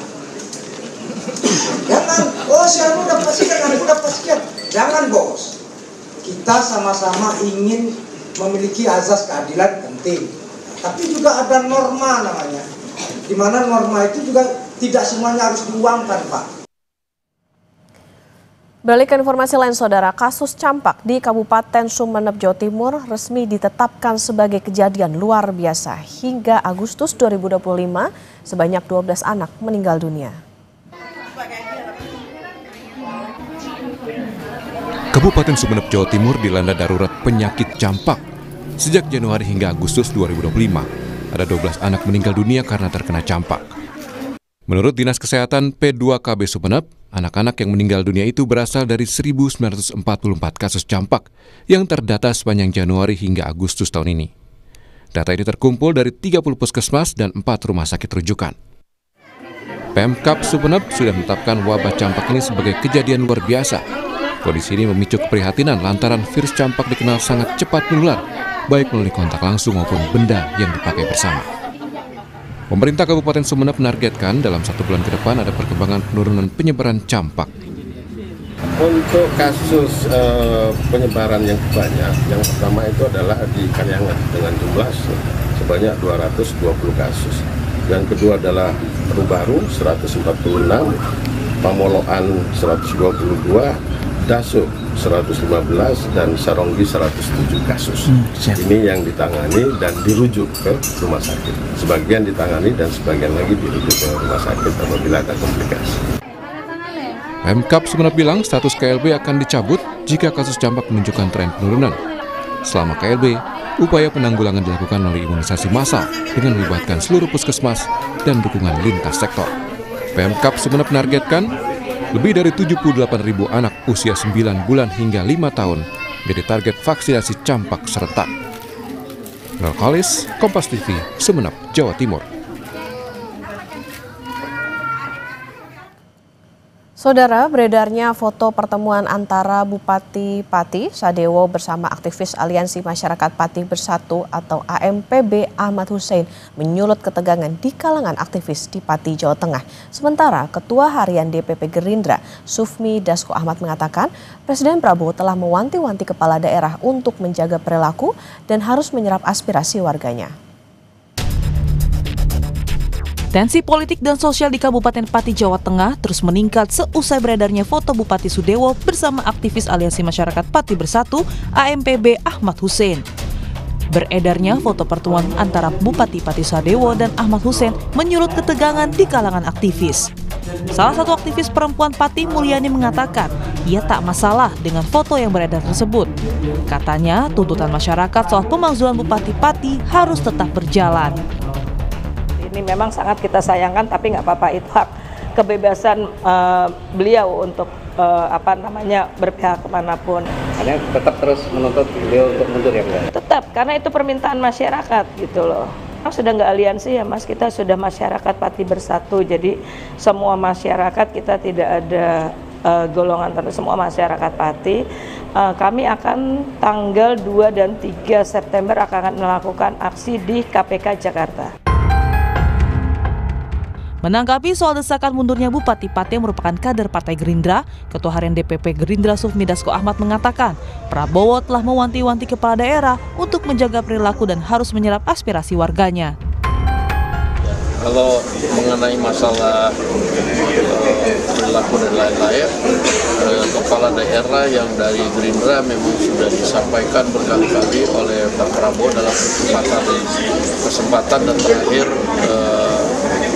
kira-kira 2 minggu yang lalu, agar semua kepala daerah yang dari Gerindra menjaga perilaku, menjaga sopan santun, dan harus selalu dekat kepada masyarakat serta selalu menyerap aspirasi dari masyarakat. Desakan masyarakat Pati untuk memakzulkan Bupati Sudewo bergulir di DPRD Kabupaten Pati. Ketua Pansus Hak Angket Teguh Bandang Waluyo menjelaskan timnya tengah mengumpulkan bukti kuat sebelum keputusan Pansus Hak Angket pemakzulan dikirimkan ke Mahkamah Agung. Pansus ini kan punya tugas untuk mendalami, mencari bukti-bukti, mendalami apa yang menjadi krusial dari pernyataan Pak Bupati. Kami di posisi yang tidak mau main-main, tahapan itu kita lalui bersama dengan bagus, supaya tidak ada celah kekeliruan, dan kami akan menguatkan. Jadi kami khawatir kalau hanya 1-2 ini nanti kita kirim ke MA masih kurang kuat, sehingga kami punya keyakinan dari 12 itu lebih kuat. Sementara itu, pakar hukum tata negara Ferry Amsari mewanti-wanti Pansus Hak Angket pemakzulan Bupati Pati jangan bertele-tele dan mengulur waktu. Unsur syarat pemakzulan Bupati Sudewo menurutnya sudah terpenuhi. Tidak sebertele-tele ini harusnya ya, argumentasi yang meletakkan hampir seluruh poin kesalahan Pak Bupati tidak terlalu tepat, karena cukup satu kesalahan yang bisa dibuktikan dengan mudah, beliau sudah bisa dimakzulkan. Jadi jangan sampai juga DPRD dengan segala niat baiknya dianggap mengulur-ngulur waktu ya, terutama terbukanya ruang bagi kepala daerah untuk bernegosiasi dengan masa aksi. Memasuki pekan kedua, Panitia Khusus Pansus Hak Angket Pemakzulan masih membahas 12 kebijakan kontroversial Bupati Sudewo. Pemakzulan Bupati Sudewo menjadi salah satu tuntutan masyarakat Pati dalam demonstrasi 13 Agustus lalu, buntut penolakan kenaikan PBBP 2 sebesar 250% dan sikap arogan Bupati Sudewo. Tim Liputan Kompas TV.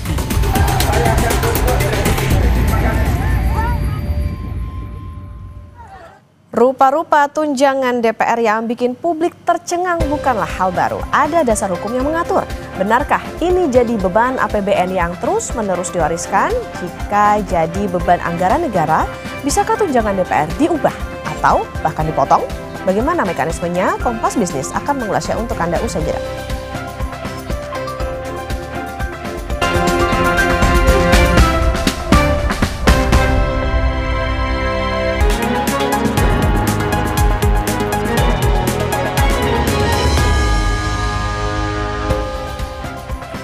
Saudara Anda menyaksikan segmen Kompas Bisnis, masih bersama saya Putri Oktaviani.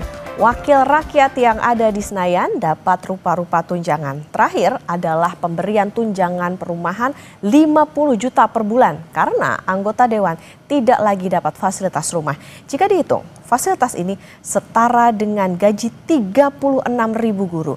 Anggaran tunjangan ini pun dianggap publik membebani negara senilai 1,74 triliun rupiah. Rencana pemberian tunjangan perumahan 50 juta rupiah bagi anggota DPR menuai kritik keras dari publik. Jika gaji guru diasumsikan sebesar 4 juta rupiah per bulan, kebutuhan anggaran perumahan DPR ini diperkirakan setara dengan gaji 36.000 guru dalam setahun. Anggota DPR RI fraksi PD Perjuangan Andreas Hugo Pereira bilang akan mengikuti aturan jika nantinya ada perubahan angka soal tunjangan bagi anggota DPR maupun ketua. Andreas menambahkan, total gaji dan tunjangan sebenarnya sebanding dengan ongkos politik yang dikeluarkan. Ketika saya masuk di DPR, saya tidak bertanya juga gaji saya berapa gitu. Dan ketika ya di dalam perjalanan ini kan sejak 20 tahun yang lalu, dan di dalam perjalanan bahwa ada kenaikan-kenaikan, ya kita syukuri bahwa itu yang negara siapkan untuk kita, ya kita jalankan gitu. Bahwa kemudian kalau ada perubahan-perubahan, saya kira itu adalah yang berwenang, yang mengatur, yang mengurus itu dari suara masyarakat silakan dihitung. Kemudian kalau ada perubahan-perubahan, saya kira itu adalah yang berwenang, yang mengatur, yang mengurus itu dari suara masyarakat silakan dihitung soal kepantasan, soal kelayakan dan sebagainya yang berkaitan dengan penghasilan. Tapi juga ya pengeluaran sebagai politisi itu juga lumayan banyak, yang banyak hal pengeluaran yang juga di luar hitungan seperti orang yang mempunyai gaji tetap dengan pengeluaran yang tiap hari harus kita lakukan. Jadi sehingga sederhananya dengan nominal sekarang cukup lah ya, atau merasa ada yang perlu dirampingin lagi nih Bang? Kenapa? Perlu ada yang dirampingin lagi nggak? Kalau itu relatif. Publik pun menilai kebijakan ini ironis karena tengah menghadapi kesulitan ekonomi. Kami lansir dari Peraturan Pemerintah Nomor 75 Tahun 2000, gaji pokok anggota DPR senilai 4,2 juta rupiah, sementara Ketua DPR menerima gaji pokok 5,04 juta rupiah per bulan dan Wakil Ketua DPR memperoleh 4,62 juta rupiah per bulan.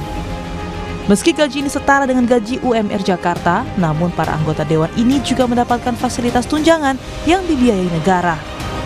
Tunjangan itu antara lain tunjangan anak maksimal 2 anak Rp168.000, uang sidang per paket 2 juta rupiah, dan yang menarik ialah tunjangan jabatan bagi ketua Rp18.900.000, sementara wakil ketua Rp15.600.000 dan anggota DPR Rp9.700.000. Lalu tunjangan beras untuk 4 jiwa senilai Rp30.090 menjadi Rp120.360 dan tunjangan PPh pasal 21 senilai Rp2.699.813. Sebelumnya, Wakil Ketua DPR RI Adis Kadir bilang tunjangan beras anggota DPR dari Rp10 juta per bulan naik menjadi Rp12 juta per bulan. Publik pun berharap pemerintah bisa mengkaji ulang sejumlah tunjangan para anggota dewan. Pasalnya, kenaikan ini dinilai ironis saat rakyat dipaksa menanggung beban pajak yang lebih besar, justru muncul fakta bahwa pajak penghasilan atau PPh anggota DPR ditanggung oleh negara. Tim Liputan Kompas TV. Polemik tunjangan bagi anggota DPR masih terus menuai kontra di kalangan publik. Tak hanya nominalnya, namun apa urgensinya? Di sisi lain, saudara, kondisi ekonomi di bawah yang saat ini sulit. Bukankah seharusnya penambahan tunjangan ini bisa dialihkan ke pos yang lain? Lalu bagaimana mekanismenya jika tunjangan ini bisa dipotong untuk kebutuhan rakyat? Kita akan tanya ke pakar ekonomi dan Guru Besar Universitas Airlangga Surabaya, Prof. Rahma Gafmi, yang saat ini sudah bergabung melalui sambungan Zoom. Selamat pagi, Prof. Rahma. Selamat pagi Mbak Okta. Prof. Rahma, pertama respon dulu deh, rupa-rupa tunjangan DPR, jabatan, pulsa listrik, beras bahkan, pajak pun ini juga ditanggung sama negara, asistennya juga dapat tunjangan, belum ngomong tentang tunjangan reses. Nah, apa analisis atau penilaian Prof. Rahma soal ini? Ya, pertama saya tidak mengurangi rasa hormat saya pada Presiden dan anggota DPR RI. Ini sebenarnya sangat menciderai hati rakyat. Kenapa di kondisi masyarakat ini mengalami tekanan-tekanan ekonomi, ini rasa sensitivitas nggak ada. Jadi tidak ada sensitif sama sekali, rasa empati tidak ada sama sekali, Mbak Okta. Kenapa? Karena saya lihat sebenarnya ini urgensi ini nggak ada sama sekali untuk bagaimana kita melihat anggota dewan ini sebenarnya sudah cukup ya memperoleh suatu gaji dan tunjangan-tunjangan yang tadi Mbak Okta sudah sebutkan, mulai dari gaji pokoknya, tunjangan jabatan, ada tunjangan komunikasi intensif, ada juga tunjangan kehormatan, ada tunjangan perumahan, pokoknya dan lain-lain sampai beras, sampai pajak pun juga dikasih oleh negara gitu. Kurang enak apa gitu. Kalau saya total semua Mbak Okta itu sudah hampir 100 juta. Kalau nominalnya pastinya itu 96.784.000 per bulan. Nah, tambahan tunjangan yang diumumkan Pak Presiden kemarin itu Mbak Okta, kalau kita lihat 3 juta per hari kali 30 per bulan berarti kan 90 juta. Jadi total gaji dan tunjangan setelah tambahan ini nanti akan anggota dewan itu masing-masingnya itu akan terima 186.784.000 per orang per bulan. Nah, sedangkan kita melihat dari total APBN ya, secara spesifik saya membuat suatu acuan di tahun 2024 Mbak Okta, bahwa APBN sebelumnya kita memiliki total APBN cuman 2.774,4 triliun.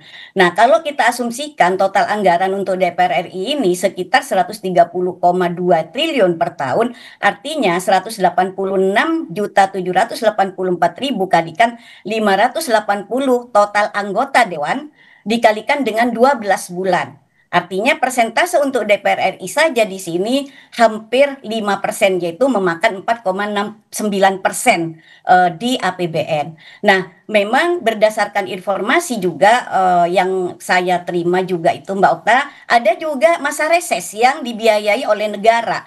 Nah, kita lihat dalam masa reses ini setiap anggota dewan itu dalam 1 tahun itu bisa reses 4 kali Mbak Okta. Artinya 1 kali reses itu kalau acuannya tahun 2024 350 juta, jadi 14 kali 350 juta itu sama dengan 4,9 juta gitu ya. Jadi per orangnya seperti itu setiap tahun. Jadi kalau kita kalikan lagi Mbak, 4,9 miliar dikalikan 580, maka setiap tahunnya itu mengeluarkan 2.842 miliar per tahun, kalikan 5 tahun. Artinya di sini 14.210 miliar untuk reses.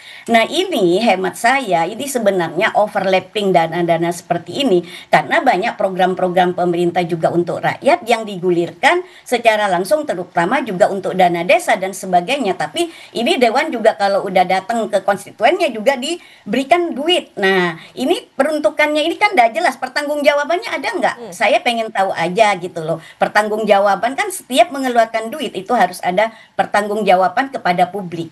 Nah, ini yang tidak nampak. Nah, nominal yang terlalu besar dan tidak sesuai dengan kondisi ekonomi rakyat yang sekarang ini Mbak Okta, ini tentunya sangat menciderai hati rakyat karena kurangnya empati dan keberpihakan kepada rakyat. Kalau mengatakan bahwa itu wajar buat anggota dewan, kata bekerja keras yang seperti apa, saya ingin tahu gitu loh. Nah, ini yang saya lihat bahwa kalau 186 juta sampai hampir 200 juta itu kan sudah melebihi gajinya CEO Freeport sana Mbak ya. Jadi ini yang saya komentari di sini. Sementara Mbak di sisi lain anggaran pendidikan itu dipapras sampai 44,2% untuk saat ini. Jadi dari 757,8 miliar sudah hampir 335 triliun dipotong untuk program makan bergizi gratis. Nah, kalau ini memang harus dipotong, kenapa kok anggota dewan ini malah terus dikasih? Katanya untuk rakyat. Ya. Nah, bagaimana dana pendidikan ini dipotong ketika sudah seharusnya ini diperuntukkan untuk anak-anak yang sekolah dasar SMP sampai SMA itu dipotong. Nah, bagaimana ruang gerak untuk anggaran pendidikan berarti kan semakin sempit. Apakah ini tujuannya untuk mencerdaskan anak bangsa seperti itu? Padahal indikator kesejahteraan itu pendidikan itu sangat penting, kesehatan sangat penting, purchasing power parity sangat penting seperti itu. Prof. Rahmat. Nah, Di satu sisi gini Prof. Rahma, apakah rupa-rupa tunjangan DPR ini jadi bisa dikatakan ini beban APBN yang turun-temurun diwariskan? Karena sebetulnya kan ini bukan hal baru. Tapi di satu sisi nih Prof. Rahma, no offense ya, bahwa Wakil Ketua DPR Adis Kadir bilang kenaikan tunjangan buat anggota DPR ini justru karena Menkyu-nya iba sama legislator. Tanggapan Anda?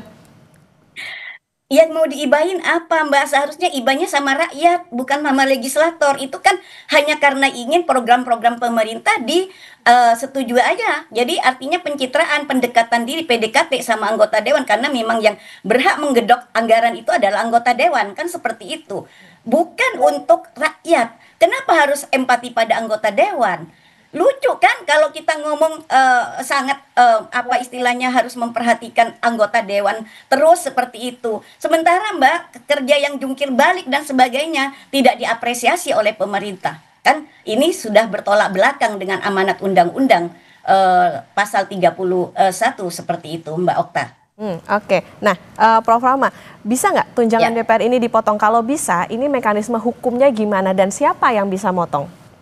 Kalau secara aturan gaji dan tunjangan anggota DPR itu memang dapat berubah, tetapi mekanismenya memang diatur ketat oleh undang-undang Mbak Okta dan peraturan pemerintah juga. Artinya perubahan itu bisa dilakukan misalnya dengan penerbitan peraturan pemerintah yang baru misalnya ya, penerbitan keputusan presiden atau kepres yang baru gitu. Hingga saat ini memang belum ada regulasi yang secara eksplisit mengatur penurunan gaji pokok atau tunjangan anggota DPR. Namun secara prinsip karena gaji tersebut itu diatur oleh PP, maka pemerintah itu memiliki wewenang untuk mengubahnya. Artinya siapa yang berhak menurunkan gaji DPR? Ya pihak yang memiliki kewenangan untuk mengubah termasuk menurunkan gaji ini adalah pemerintah, yaitu presiden. Jadi presiden itu adalah hak mutlak bisa merubah dan juga bisa diperuntukkan untuk ke hal-hal yang lebih menyentuh rakyat seperti itu, yang lebih positif, yang lebih menyentuh rakyat, bukan hanya untuk hedon-hedon para pejabat yang di atas seperti itu Mbak Okta.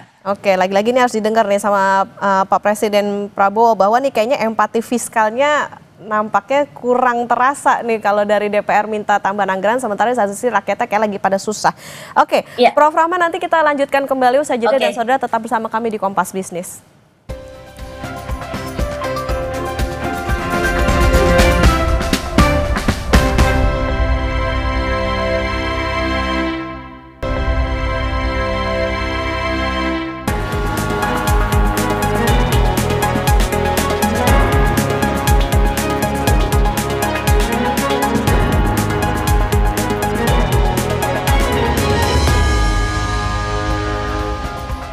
Kompas Bisnis kembali hadir untuk Anda saudara dan kita akan melanjutkan perbincangan bersama dengan pakar ekonomi dan guru besar Universitas Airlangga Surabaya Prof. Rahma Gafni. Prof. Rahma, kita lanjutkan kembali. Prof, ini bukan hal baru juga tapi bikin iri publik nih yang ngerasa dikit-dikit kena pajak. Gaji DPR bebas pajak karena ditanggung sama negara. Sebetulnya gimana sih idealnya pungutan pajak bagi anggota dewan yang dipilih oleh suara rakyat? Tidak ada perbedaan sebagai warga negara Mbak Okta. Jadi seluruh warga negara itu harus taat pajak dan wajib hukumnya untuk juga membayar pajak anggota dewan ini. Jadi nggak ada pilih kasih karena apapun semua itu yang namanya PPh ya PPN itu memang untuk penerimaan negara kan juga dikembalikan untuk rakyat seperti itu. Nah kalau ini ada pilih kasih artinya ini bukan warga negara yang baik. Katanya warga negara yang baik itu harus membayar pajak, kan seperti itu. Nah, implikasinya itu banyak kalau misalnya dari penghasilan-penghasilan seperti itu untuk juga kebutuhan-kebutuhan masyarakat yang mendesak seperti itu. Misalnya juga bisa sebagai suatu bantuan-bantuan kepada bantuan sosial kepada masyarakat yang saat ini sudah ekonominya dalam kondisi yang mengenaskan seperti itu Mbak Okta. Nah, namun di sini kalau pemerintah itu membiarkan anggota dewan itu tidak dipungut pajak, artinya di sini sudah melanggar dari hukum yang ada. Nah, inilah kenapa saya selalu tidak yakin bahwa hukum di Indonesia itu bisa adil terhadap pada semua warga negara seluruh Indonesia. Jadi tidak ada tebang pilih seharusnya. Kalau memang kita mau menerapkan taat pajak ya seluruhnya tidak ada suatu bilik kasih kecuali memang masyarakat miskin seperti itu. Yang kedua, Mbak Okta, kalau kita melihat anggaran-anggaran ini di mana kalau pemerintah itu sudah menjelaskan bahwa adanya efisiensi dari atas ke bawah itu harusnya efisiensi Mbak. bukan hanya di bawah saja yang melakukan efisiensi, tapi marilah pejabat juga memberikan contoh kepada masyarakat, kepada rakyat untuk juga efisiensi. Bukan di atas berfoya-foya, rakyatnya suruh ngenes di bawah. Apa itu yang namanya tujuan untuk kesejahteraan? Apa itu yang dikeluarkan bahwa untuk masyarakat supaya bisa bahagia dan makmur, adil makmur dan sejahtera seperti itu. Enggak seperti itu. Jadi kalau memang kita menerapkan efisiensi ya konsisten dari atas sampai bawah, itu terutama adalah pemimpin itu memberikan contoh kepada masyarakat bagaimana dia juga menunjukkan ada rasa empati, ada rasa.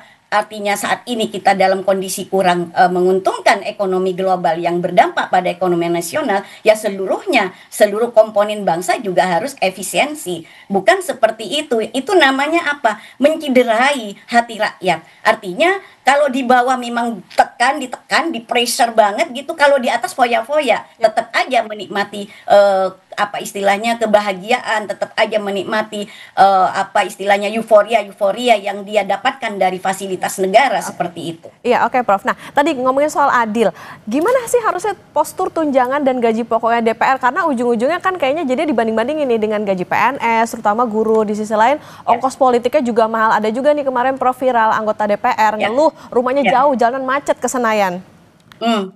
Gini Mbak, demokrasi ini sebenarnya menurut saya itu agak cacat gitu loh. Kenapa? Kalau kita mau mengatakan bahwa ongkos politik mahal, ya seharusnya nggak perlu pakai money politik ketika ada pemilihan.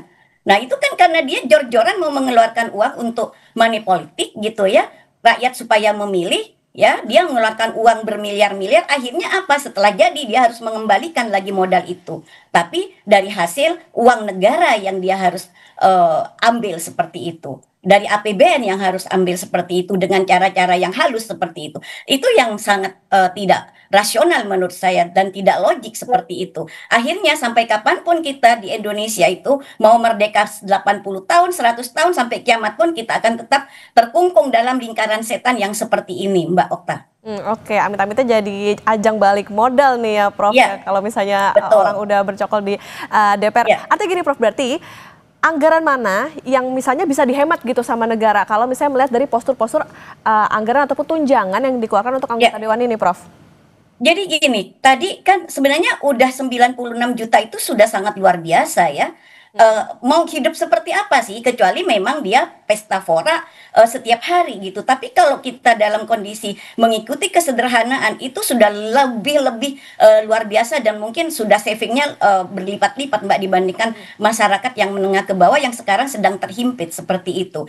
Nah, tunjangan perumahan tadi yang diberikan Pak Presiden ini tiap hari 3 juta itu bisa Mbak dialihkan ke postur yang lain, terutama tadi saya selalu menyoroti pendidikan jangan dikepres sampai 44,2% dong gitu loh. Yang kedua, dana transfer ke daerah juga sekarang dipotong 50 triliun. Nah daerah mau bangun apa sekarang? Nggak bisa kan daerah untuk membangun infrastruktur aja, untuk membenahi infrastruktur atau pemeliharaan infrastruktur yang notabene di situ adalah padat karya, itu sudah nggak bisa Mbak. Akhirnya apa? Ini tidak akan ada penyerapan kerja baru nanti karena yang lama juga sudah nggak ada, apalagi yang baru, sehingga nanti masyarakat semakin terhimpit dan daya beli masyarakat semakin anjlok. Nah kalau daya beli masyarakat semakin anjlok, saya khawatir aja Mbak, nanti akan rame turun ke jalan, masyarakat beramai-ramai nuntut pada pemerintah, publik semakin tidak percaya pada pemerintah. Amit-amit saya tidak ingin, karena saya mencintai negara kita ini adalah yang aman. Jadi marilah kita, pemerintah ini sangat wise gitu, bijak gitu. Dalam kondisi yang seperti sekarang, kalau kita mengajak efisiensi, ya seluruhnya efisien. Dari mulai pejabat yang tertinggi sampai yang terbawah. Berikan contoh kepada rakyat bahwa kita benar-benar kondisi global seperti sekarang, mari kita bagaimana kondisi pertumbuhan ekonomi kita ini yang sekarang turun. Yang kemarin laporan BPS itu 5,12%, saya nggak percaya itu Mbak, karena purchasing manager index kita 3 bulan berturut-turut di angka di bawah 50. Pertumbuhan kredit kita tidak sampai 8%. Lah kok bisa pertumbuhan ekonomi lewat dari 5,12% seperti itu sampai mencapai seperti itu. Nah, angka dari mana itu? Marilah kita ajari masyarakat secara jujur, ajari masyarakat yang benar-benar mengkondisikan dengan kondisi yang sekarang real ada, yang kita hadapi. Jangan di atas berfoya-foya, di bawah ditekan terus. Dan masyarakat ngomongnya untuk masyarakat. Program-program kerja pemerintah yang katanya untuk masyarakat itu belum jalan, Mbak Okta. Belum real yang bisa ada suatu multiplier efek kepada masyarakat, belum ada. Jadi belum ada dampak sama sekali. Nah, malah justru sekarang yang ada itu tertutup sekarang dengan kondisi-kondisi yang seperti itu. Oke, di situasi efisiensi nampaknya yang mendang-mending nggak cuma rakyatnya aja, harusnya pemerintahnya juga mendang-mending nih buat taruh ke prioritas yang mana. Hitungan Prof. Gafmi, berani nggak yang punya wewenang motong tunjangan pajak DPR ini? Atau motong tunjangan-tunjangan DPR? Kalau pajak wajib, saya bilang wajib dikenain.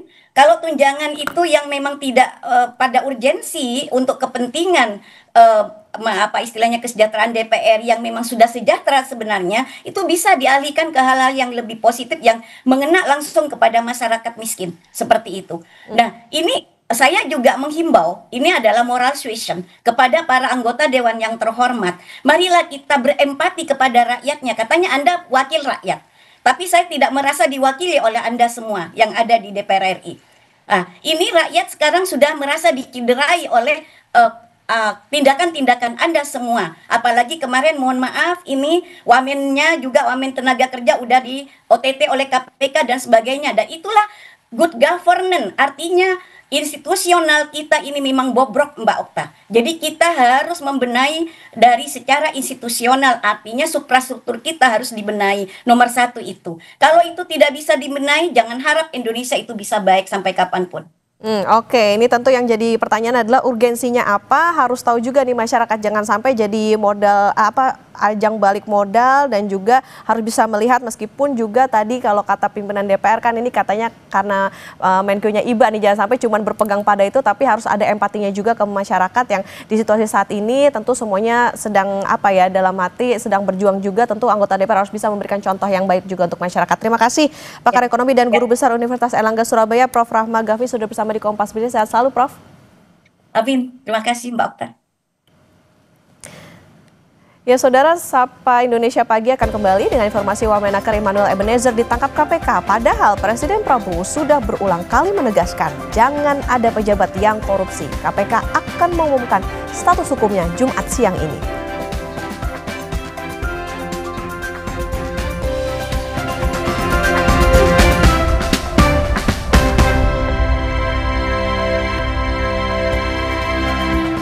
Kembali di Sapa Indonesia Pagi, saudara, 2 motor Ducati yang didapat dari operasi tangkap tangan Wakil Menteri Ketenagakerjaan Emmanuel Ebenezer dibawa ke gedung KPK Jakarta sebagai barang bukti.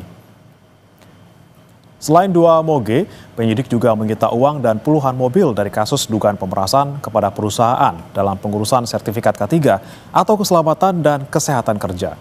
Usai ditangkap, Emmanuel langsung dibawa ke KPK untuk dimintai keterangan.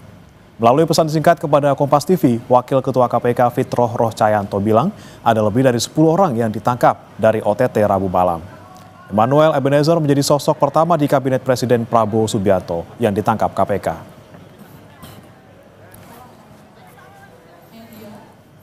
Istana tanggapi soal OTT Wamenaker Emmanuel Ebenezer oleh KPK. Soal penggantian Menteri Sekretaris Negara bilang masih menunggu proses hukum Noel. Soal reshuffle, saudara, Istana melalui Mensesnek Prasetyo Hadi menyatakan akan menunggu status hukum Noel di KPK usai penangkapan Rabu malam.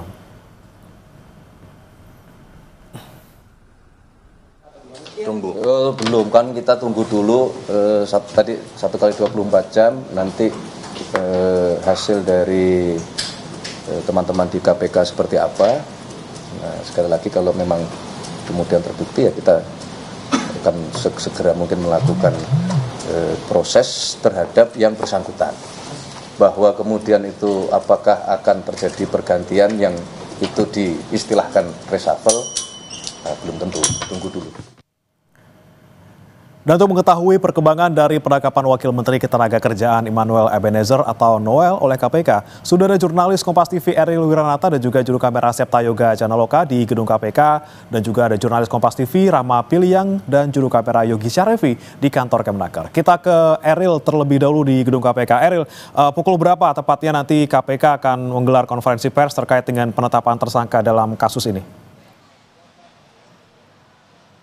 Ya, bagaimana memang informasi yang kami terima dari KPK bahwa hari ini akan dilakukan konferensi pers terkait dengan penangkapan atau telah diamankannya 14 orang atas OTT KPK yang dimana salah satunya adalah Wakil Menteri Ketenagakerjaan. Dan informasi yang kami terima memang nanti sekiranya pada siang hari ini akan dilakukan konferensi pers yang dimana dalam hal dugaan dari pemerasan terhadap perusahaan dalam pengurusan sertifikat K3 yaitu adalah keselamatan dan kesehatan kerja. Dan selain itu juga memang sebelumnya kami mencoba untuk mengkonfirmasi kembali tetapi tidak ada respon.